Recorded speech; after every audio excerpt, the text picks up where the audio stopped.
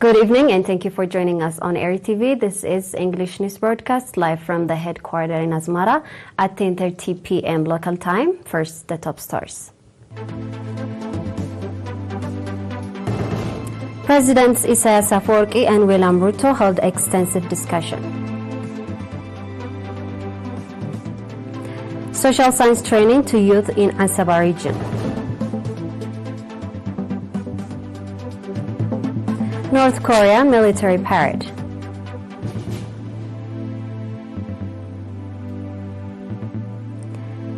Chile wildfire spread as death toll rises.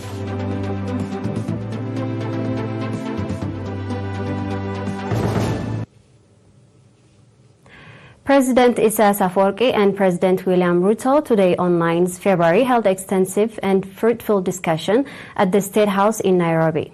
At the meeting, President Isaias underlined the significance of President William Ruto's visit to Eritrea in December last year that ushered in a new chapter in bilateral relations between Eritrea and Kenya, as well as impactful region cooperation.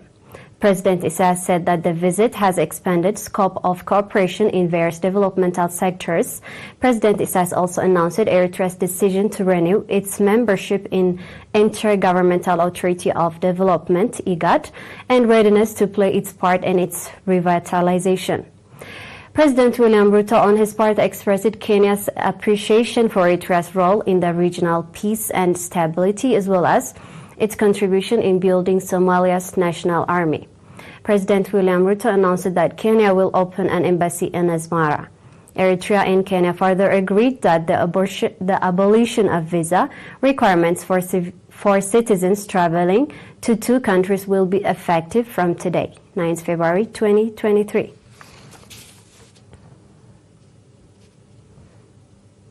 The National Union of Eritrean Youth and Students organized a social science training to 109 youth, including 57 females, from 26 January to 3rd February, indicating that the objective of the training was to develop the overall understanding of youth on the objective situation in their homeland, to increase their historical and political awareness, as well as to strengthen organizational capacity of the union.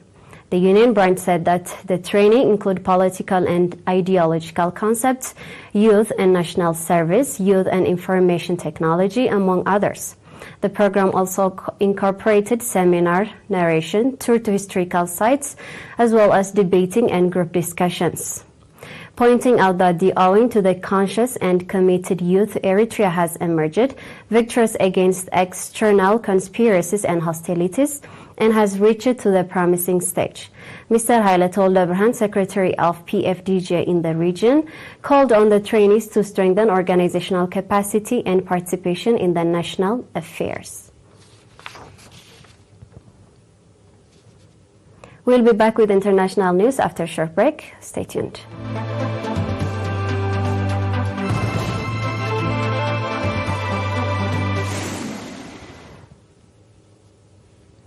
North Korea demonstrated its missile production during a nighttime military parade that showcased more intercontinental ballistic missiles than ever unveiled at one time before, and a new launcher that may indicate the development of a new solid-fuel missile system. The widely anticipated parade was held in Pyongyang on Wednesday night to mark the 75th anniversary of the founding of the North Korean Army. This is according to state news agency. North Korean leader Kim Jong-un attended the parade with his daughter, who is seen as playing a possible future leadership role in the country's hereditary dictatorship. They demonstrated North Korea's greatest nuclear strike capability, KCNS said, adding that it also featured tactile nuclear units.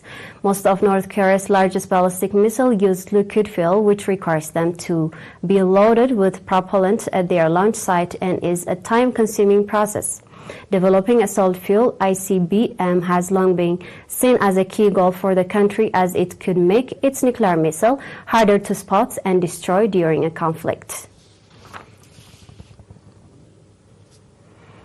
Chile extended an emergency declaration to yet another region as firefighters struggle to control dozens of raging wildfires that have killed at least 23 people amid a record-breaking heat wave. On Saturday, the government declared a state of catastrophe in La Araucanía region south of Nubel and Biobío, two central southern regions where an emergency declaration had already been issued. The measure allows for greater cooperation with the military. At least 23 people have died in connection with the fires, and at least 979 people have been reported injured by the raging fires, including 16 in serious conditions. This is according to Interior Minister Carolina Toja. The death toll is likely to rise to, as Toja said, there are unconfirmed reports of at least 10 people missing. Over the past week, fire have burned through an area equivalent to what is usually burned in an entire year. Interior Minister said in a news conference as of Saturday morning, there were 251 wildfires raging throughout Chile, 151 of which were under control, according to Chile's SENAPRED disaster agency. The minister also suggested the fire should serve as yet another wake-up call about the effect of climate change. And now we have a quick review of the top stories.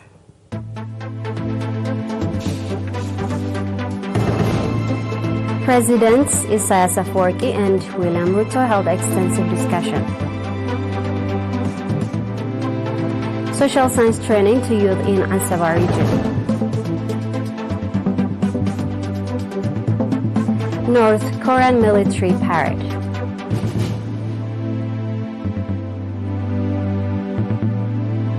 Chile wildfire spread as death toll rises.